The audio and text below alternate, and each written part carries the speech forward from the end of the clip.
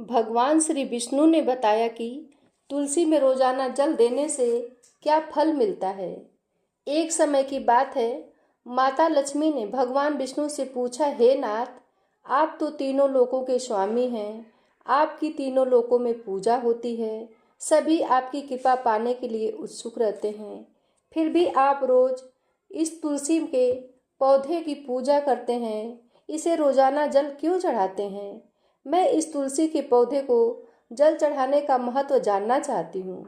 माता लक्ष्मी की बात सुनकर भगवान विष्णु ने कहा कि हे देवी, तुलसी साक्षात लक्ष्मी का ही रूप है। तुलसी की रोजाना पूजा करने के कई फायदे हैं और तुलसी को जल चढ़ाने मात्र से ही मनुष्य के कई पाप नष्ट हो जाते हैं। तुलसी को जल देने का महत्व बताने से पहले मैं तुम्हें एक पवित्र कथा सुनाता हूँ। इस कथा के माध्यम से तुम्हें तुम्हारे इन प्रश्नों के उत्तर मिल जाएंगे। इसलिए हे देवी, आप इस कथा को बड़े ध्यान से सुनना।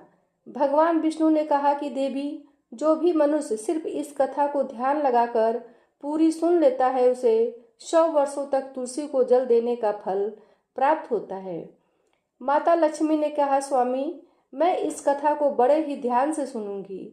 आप मुझे वह पवित्र कथा सुनाना शुरू कीजिए। भगवान विष्णु ने कहा कि हे देवी, बहुत समय पहले की बात है, किसी नगर में एक ब्राह्मण रहता था। उसका जन्म तो ब्राह्मण कुल में हुआ था, लेकिन उसके कर्म नीच प्रवृत्ति के थे। वह ब्राह्मण हमेशा ही झूठ बोलता और गलत तरीके से पैसा कमाता था। उसका मन हमेशा बुरे में ही लगा रहता था। वह सदैव ही जुआ, वेश्यावृत्ति और चोरी में ही लगा रहता था। उसने अपने जीवन में कभी भी पुण्य के काम नहीं किए थे और शास्त्रों का अध्ययन भी नहीं किया था। ब्राह्मण होते हुए भी कभी पूजा पाठ नहीं किया। सदैव ही उसका मन दूसरों के धन पर लगा रहता था और वह दिनों में भी जो धन कमाता उसे रात्रि में जुआ और वेश्यावृत्ति में उड़ा दिया करता था। इस तरह वह ब्राह्मण अपने जीवन को पाप कर्मों में ही गुजार रहा था। उसने अपने मुख से कभी भगवान का नाम नहीं लिया और ना कभी देवी देवता का पूजन किया। इस प्रकार से पाप करते हुए उसे कई वर्ष बीत गए। फिर वह ब्राह्मण कुछ खरीदारी करने के लिए एक नगरी में जा पहुंचता है। उस नगरी के पास में गंगा नदी बहती है और उस नदी में स्नान करने के लिए दूर दूर से लोग आया करते थे। फिर वह ब्राह्मण गंगा जी के किनारे एक आश्रम में ठहरता है। उस आश्रम में अनेक विद्वान ब्राह्मण प्रतिदिन पुराणों का पाठ तथा भगवान की भक्ति में लीन रहते थे। वह ब्राह्मण भी ढोंग करता हुआ वहीं पर उनके साथ रुक गया और उन ब्राह्मणों के साथ रहकर उसे भी भगवान का नाम लेने का अवसर मिल रहा था। वह उसी स्थान पर कुछ दिनों के लिए रुका रहा। वहां पर आए हुए लोगों ने गायों का पूजन करके ब्राह्मणों को भोजन कराया, तो उस ब्राह्मण ने भी उनके साथ बैठकर भोजन किया और भगवान का प्रसाद ग्रहण किया। वहीं पर उस आश्रम में एक तुलसी का पौधा था। वह ब्राह्मण जाने अनजाने में उस तुलसी के पौधे में पानी डालने लगा। उसके मन में कोई विचार नहीं आया कि वह क्या कर रहा है। वह प्रतिदिन सुबह उठकर बाल्टी में पानी लेकर तुलसी के पौधे में डालता था। यह उसका रोजाना का नियम बन गया था। फिर एक दिन की बात है, वह आश्रम में सोया हुआ था। तभी अचानक उसके पास एक काला सर्प आया और उस काला सर्प ने उसे नींद में ही डस लिया और थोड़ी ही देर में उस ब्राह्मण की नींद में ही मृत्यु हो गई। और जब सुबह दूसरे ब्राह्मणों ने उसे इस अवस्था में देखा तो उन्होंने उसके मुख में तुलसी पत्र और तुलसी जी का जल डाल दिया। फिर उन ब्राह्मण को पता चला कि उसकी तो मृत्यु हो चुकी है। तब वहाँ पर यमदूत आते हैं और उस ब्राह्मण को पकड़कर यमलोक ले जाने लगते हैं। यम रास्ते में जाते हुए वह ब्राह्मण विलाप करने लगा और यमदूतों से कहने लगता है कि हे यमदूतों, मुझे कहाँ ले जा रहे हो और मेरी मृत्यु किस कारण से हुई है। तब यमदूत कहने लगते हैं कि ब्राह्मण, तुमने जन्म से लेकर मृत्यु तक बहुत पाप कर्म किए हैं और तुम्हारे पापों के कारण ही तुम्हें एक काले सर्प ने काटा और जिसकी वजह से ही तुम्हारी मृत्यु हुई है। अब हम तुम्हें यमपुरी ले जा रहे हैं। वहाँ पर यमराज तुम्हारे पाप कर्मों का लेखा जोखा देंगे और निश्चित ही तुम्हें घोर नरक में डालेंगे। फिर से वह ब्राह्मण फूट फूट कर रोने लगा। उन यमदूतों से माफ़ी मांगने लगा, किंतु यमदूतों को उस पर जरा सी भी दया नहीं आई और वे उसे मारते हुए यमलोक लेकर गए। जब यमदूत उस ब्राह्मण को लेकर यमराज के सामने उपस्थित हुए तो यमराज के पास बैठे हुए चित्रगुप्त ने उन ब्राह्मण के कर्मों का लेखा जोखा निकाला और यमराज से कहने लगे कि हे धर्मराज, इस ब्राह्मण ने तो अपने पूरे जीवन में पाप ही किए हैं, पूरे जीवन पाप किए हैं। इसने जीवन में कभी पुण्य का काम नहीं किया है। यह तो घोर पापी है, इसे तो हमेशा के लिए नरक में डाल दिया जाए। फिर यमराज कहते हैं कि हे यमदूतों, जीवन भर पाप करने वाले इस ब्राह्मण को उठाकर ले जाओ और इसे नरक में डाल दो। यमराज का आदेश मिलते ही वे यमदूत उस ब्राह्मण को लेकर नरक की तरफ चल दिए और ब्राह्मण को पीटते हुए नरक में ले गए। वे ले जाकर उसे खौलते हुए तेल की कढ़ाई में डाल दिया, परंतु जैसे ही उस ब्राह्मण को खौलते हुए तेल की कढ़ाई में डाला तो वह एकदम से ठंडा और शीतल हो गया। इस घटना को देखकर उस यमदूत को बड़ा ही आश्चर्य हुआ। ऐसा उसके साथ पहले कभी नहीं हुआ था। उस यमदूत ने कितने ही पापियों को उस तेल की कढ़ाई में डाला था और वे सभी उस तेल में गिरकर छटपटाने लगते थे, लेकिन जैसे ही उस ब्राह्मण को गर्म तेल की कढ़ाई में गिरा तो वह तेल अचानक से शांत और शीतल हो गया। इस आश्चर्यजनक घटना को देखकर वह यमदूत जल्दी से दौड़ता हुआ यमराज के पास पहुंचा। यमदूत को देखकर यमराज ने कहा कि हे यमदूत, क्या बात है, तुम इतने घबराए हुए क्यों लग रहे हो? फिर वह यमदूत कहता है कि हे धर्मराज, आपने जिस ब्राह्मण को नरक में डालने के लिए कहा था, मैंने जैसे ही उसे खौलते हुए तेल की कढ़ाई में डाला तो उस भट्ठी की अग्नि बुझ गई और वह खौलता हुआ तेल भी बिल्कुल ठंडा हो गया। फिर यमराज कहते हैं कि हे यमदूत, यह तो बड़ी ही विचित्र घटना है, ऐसा तो पहले कभी नहीं हुआ था। यमराज विचार कर ही रहे थे, तभी वहाँ पर नारद मुनि प्रकट होते हैं। नारद मुनि को देखकर यमराज अत्यंत प्रसन्न होते हैं और उन्हें प्रणाम करते हैं। यमराज नारद मुनि का स्वागत करते हैं। फिर यमराज नारद मुनि से कहते हैं, मुनिवर, आप उचित समय पर आए हैं। हमने आज और अभी एक अत्यंत पापी ब्राह्मण को नरक में गिराया है, किंतु उसके गिरते ही नरक की अग्नि ठंडी पड़ गई है और खौलता हुआ तेल भी शीतल हो गया है। तब नारद जी मुनि यमराज से कहते हैं, धर्मराज, आपने जिस ब्राह्मण को नरक में डाला है वह नरक में डालने योग्य नहीं है, क्योंकि उस ब्राह्मण के द्वारा अनजाने में ही ऐसा कर्म हुआ है जो नरक का नाश करने वाला है।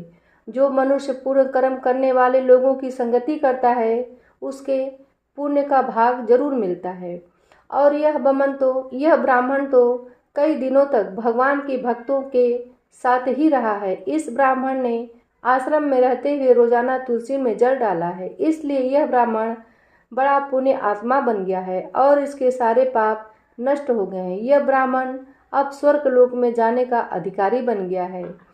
इस ब्राह्मण ने अनजाने में ही इतना पुण्य कमाया है जो कई जन्मों तक मनुष्य को प्राप्त नहीं होता है। इसलिए हे धर्मराज, आप इस ब्राह्मण को नरक में न डालो और इसके पापों के लिए इसे केवल इतना दंड दो कि इसे सभी नरकों का दर्शन करा दो। नारद मुनि की बात सुनकर यमराज बहुत खुश होते हैं और उस ब्राह्मण को नरक से निकाल कर लाते हैं और अपने यमदूतों से कहते हैं कि हे यमदूतों, इस ब्राह्मण को ले जाओ और संपूर्ण नरकों का दर्शन कराओ। फिर यमदूत उस ब्राह्मण को ले जाते हैं और संपूर्ण नरकों का दर्शन कराते हैं। भगवान विष्णु ने कहा, देवी, इस प्रकार से यमदूत उस ब्राह्मण को संपूर्ण नरक का दर्शन कराते हैं और उसे यक्ष लोक में ले जाते हैं और फिर वह ब्राह्मण एक यक्ष बन जाता है। भगवान विष्णु कहते हैं कि हे देवी, वनस्पति नाम तुलसी, मास नाम कार्तिक, तिथि नाम एकादशी। भगवान कहते हैं कि हे देवी, वनस्पतियों में मुझे तुलसी प्रिय है, मास में कार्तिक मास और तिथि में एकादशी प्रिय है। इसके लिए जो भी मनुष्य रोजाना तुलसी की पूजा पाठ करता है और तुलसी को जल देता है, वह मनुष्य मुझे बहुत अधिक प्रिय है। उस मनुष्य की कभी भी दुर्गति नहीं होती है और वह मनुष्य कभी नरक में नहीं गिरता है। जिन घरों में तुलसी का पौधा सदैव ही हरा भरा रहता है, उस घर में सुख, शांति और समृद्धि बनी रहती है। भगवान विष्णु कहते हैं कि हे देवी, मेरी पूजा में और मुझे चढ़ाए जाने वाले भोग में तुलसी के पत्र अवश्य होने चाहिए, क्योंकि तुलसी पत्र के बिना मैं किसी भी प्रकार का भोग स्वीकार नहीं करता। इसलिए प्रत्येक घर में तुलसी का पौधा अवश्य होना चाहिए। अगर आपके घर में तुलसी का पौधा है तो सुख, शांति और समृद्धि के लिए तुलसी को चुनरी अवश्य चढ़ाने चाहिए।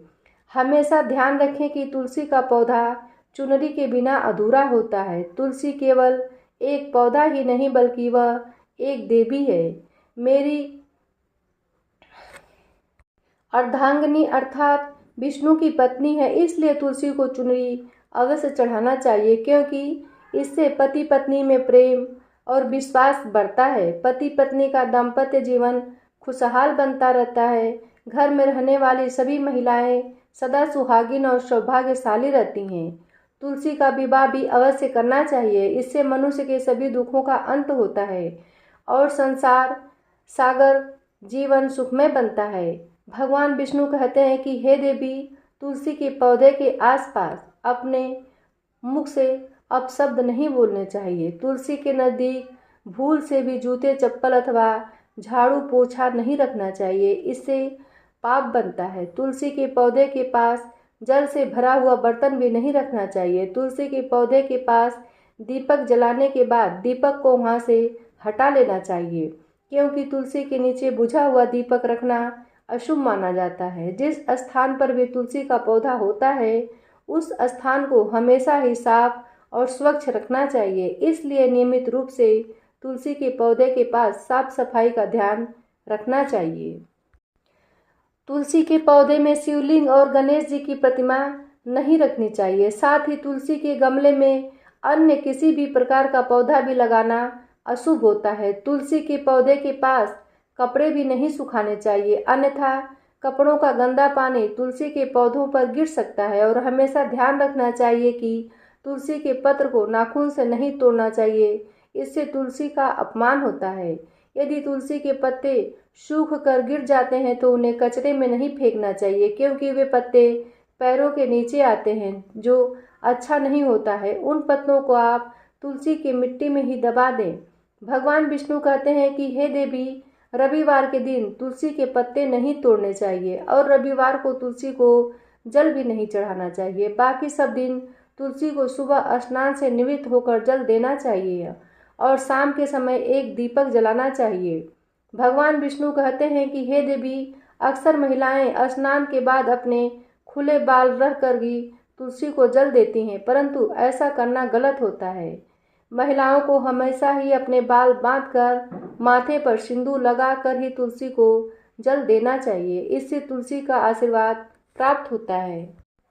घर में तुलसी का पौधा लगाते समय ध्यान रखें कि इसके लिए गंदी मिट्टी का उपयोग नहीं करें, साफ और स्वच्छ मिट्टी का ही उपयोग करना चाहिए। इससे तुलसी माँ रूठ जाती हैं और सूखने लगती हैं। तुलसी का पौधा कभी भी गंदे स्थान या गंदी मिट्टी में नहीं लगाना चाहिए। नाली अथवा बाथरूम के पास तुलसी के गमले को भी कभी नहीं रखना चाहिए, अन्यथा गंदा पानी तुलसी के पौधे में गिर सकता है, जो बहुत ही अशुभ माना जाता है। घर में तुलसी का पौधा कभी सूखना नहीं चाहिए। शास्त्रों में ऐसी मान्यता है कि तुलसी का पौधा सूखना अकाल मृत्यु की सूचना देता है। घर में तुलसी का पौधा सूख जाए तो घर की सुख समृद्धि खत्म हो जाती है। सूखी हुई तुलसी में माँ लक्ष्मी का वास नहीं होता है। भगवान विष्णु कहते हैं कि शास्त्रों के अनुसार मासिक धर्म के दौरान महिलाओं को तुलसी के पौधे में पानी नहीं डालना चाहिए और तुलसी को स्पर्श करना भी वर्जित है। तुलसी को बिना स्नान किए जल नहीं देना चाहिए और पैरों में चप्पल आदि पहनकर भी तुलसी को जल नहीं देना चाहिए। तुलसी को जल देते समय ध्यान रखें कि वह जल आपके पैरों पर ना पड़े, इससे तुलसी का अपमान होता है। भगवान विष्णु कहते हैं कि नित्य तुलसी के दर्शन से मनुष्य को स्वर्ग की प्राप्ति होती है और तुलसी पत्र के सेवन से उसके सभी पाप नष्ट हो जाते हैं। तुलसी का पौधा हमेशा घर के सामने लगाना चाहिए। इसे पूर्व अथवा उत्तर दिशा में लगाना सबसे अधिक शुभ होता है। तुलसी के पास मरुस्थलीय पौधे रखना बहुत ही शुभ माना जाता है। ऐसे पौधों से नकारात्मक ऊर्जा निकलती है। शास्त्रों में कहा गया है कि जिन पौधों से हरी भरी कलियों की उत्पत्ति ना हो, उसके स्थान पर कांटे निकलते हो, तो ऐसे पौधों को तुलसी के पास कभी भी नहीं रखना चाहिए। शास्त्रों में केले के पौधे का विशेष महत्व बताया गया है। अगर तुलसी के पास केले का पौधा लगा देते हैं तो कई गुना अधिक लाभ प्राप्त होता है। भगवान विष्णु कहते हैं कि केले के पौधे में देवी स्वयं मेरा वास होता है। इसे तुलसी के पास लगाने से घर में सुख समृद्धि आती है। तुलसी के पौधे में शालिग्राम भी अवश्य रखना चाहिए। तुलसी के गमले में शालिग्राम रखने से तुलसी का और भी अधिक शुभ प्रभाव आपको दिखाई देता है। शालिग्राम मेरा ही रूप है। यह काले रंग का पत्थर होता है जिसे विलक्षण एवं मूल्यवान माना गया है। इसे अगर तुलसी के गमले में रखेंगे तो आपके घर तुलसी का और भी अधिक शुभ प्रभाव आपको देखने को मिलेगा। शालिग्राम मेरा ही निराकार रूप है। यह काले रंग का पत्थर होता है जिसे विलक्षण और मूल्यवान माना गया है। इसे अगर तुलसी के गमले में रखेंगे तो आपके घर में घर से संपूर्ण नकारात्मक ऊर्जा नष्ट हो जाएगी।